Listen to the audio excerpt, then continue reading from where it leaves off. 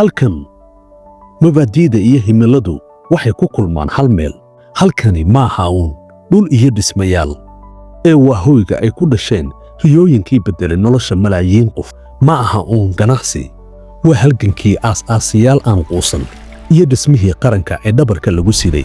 laga soo bilaabo biyihii ugu horreeyay ee haraatirka ilaa mawjadaha isgaarsiinta ee dunida inoo soo dhoweeyey. ganacsigu waa dhiigga ku dhex jira xididada qarankeenna.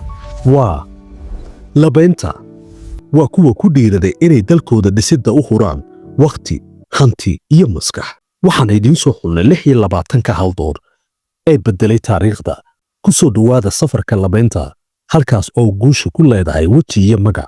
anigu waxaanahay cali elbi, hal abuurka barnaamijka labaynta caasimadda Hargeysa. ballanteennu waa beri 8 fiidnimo. dhammaan baraha yaga bulshada ha moogaan.